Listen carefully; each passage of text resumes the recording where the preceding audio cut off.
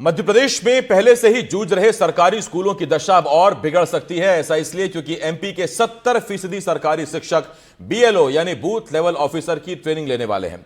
अब सवाल यह उठता है कि अगर शिक्षक बीएलओ की ट्रेनिंग लेंगे तो स्कूलों में पढ़ाएगा कौन?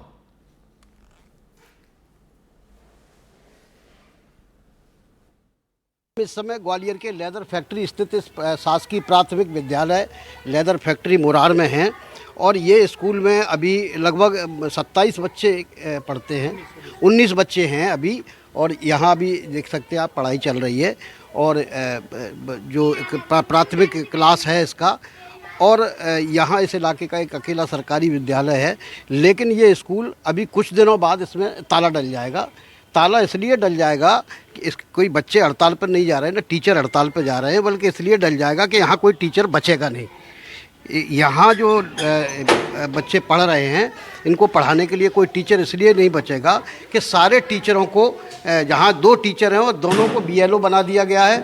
जो पहले ट्रेनिंग लेने जाएंगे तो ट्रेनिंग के दिनों में स्कूल बंद रहेगा और उसके बाद जब ट्रेनिंग पूरी हो जाएगी तो उनको घर घर जाकर सर्वे भी करना है, पर्चियाँ बांटना है और बीएलओ के बहुत सारे काम होते हैं, वो काम उनको करना पड़ेंगे और यहाँ टीचर रहेगा नहीं। ये हम बात करते हैं, हमारे साथ सर हैं यहाँ जो क्या क्या क्या क्या नाम है सर आपका? मेरा नाम शशिकांत पारासर है जी। मैं इस विद्यालय में कार्यरत हूँ, प्राथमिक शिक्षक हूँ जी। तो कितने बच्चे आपके यहाँ पढ़ते हैं? हमारे यहाँ 19 बच्चे दर्ज हैं, 10-12 बच्चे पर डे आते हैं। अच्छा। और कितने टीचर हैं? 2 स्टाफ है, दोनों की बीएलओ में ड्यूटी लगी है। अच्छा। विगत कई वर्षों से ही दोनों की चल रही है और ये हमारे अधिकारी वैकल्पिक व्यवस्था कभी कभी कर देते हैं, लेकिन हम दोनों की एक जने की कार्यमुक्त हो जाए तो विद्यालय थोड़ा ठीक ढंग से चल सके। अच्छा।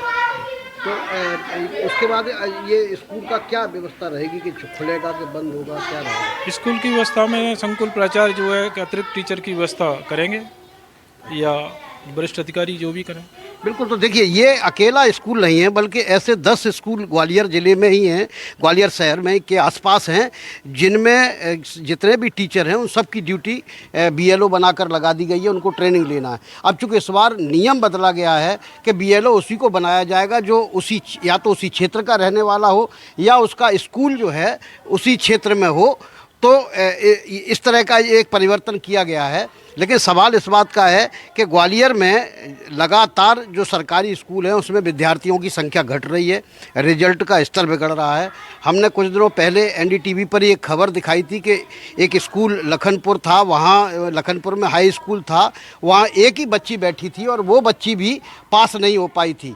तो लगता यह है कि जैसे सारा दोष शिक्षकों का है, जैसा कि हम लोग बताते भी हैं, लेकिन सवाल ये भी है कि शिक्षकों पर पढ़ाई के अलावा बाकी सारे काम कराए जाते हैं और ये अब फिर शुरू हो गया है।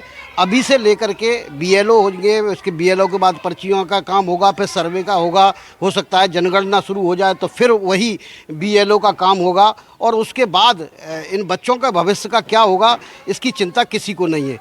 सवाल ये है कि प्रशासन ये कहता है कि हम अतिरिक्त शिक्षक की व्यवस्था कराएंगे, तो क्या यहाँ 1-2 शिक्षक जैसे इस स्कूल में थे तो इसी में से एक शिक्षक की ड्यूटी लगाई जा सकती थी, लेकिन दोनों शिक्षकों की ड्यूटी लगा दी गई। और ऐसे तमाम सारे स्कूल हैं जहाँ 50% टीचर्स की ड्यूटी लगी है, जहाँ 60% टीचर की ड्यूटी लगी है, जहाँ 70% टीचर की ड्यूटी लगी है। और जाहिर है कि जब इतने टीचर नहीं होंगे और बच्चे अधिक होंगे तो पढ़ाई बाधित होगी और बच्चों का भविष्य खराब होगा। ग्वालियर से देव श्रीमाली, एनडीटीवी। बीएलओ का काम जो है वो निर्वाचन का कार्य है और इसको अपने पदीय दायित्वों के साथ यदि सौंपा जाता है तो उसको करने के लिए हम बाध्य हैं। जहाँ तक व्यवस्था की बात है, जिन स्कूलों के शिक्षकों की ड्यूटी बीएलओ में लगाई गई है तो वहाँ पर कोई ना कोई टीचर हमेशा उपलब्ध रहता है और इस समय तो लगभग हर स्कूल में एक अतिथि शिक्षक है, जहाँ क्योंकि जहाँ भी पद रिक्त होता है वहाँ अतिथि शिक्षक की व्यवस्था होती है।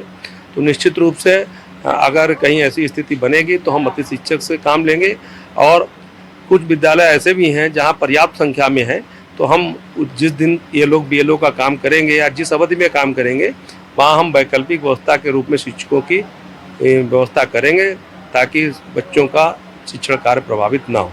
ये मात्र ट्रेनिंग, जहाँ तक बात है, ट्रेनिंग हमारे BLOs की मात्र 1 दिन की है और उनकी वो ट्रेनिंग से उनको बेसिकली नए टीचर्स हैं जो अब BLO का कार्य करेंगे तो उनको अपना दायित्व एक बार पता चल जाएगा कि उनके क्या क्या रोल्स होते हैं।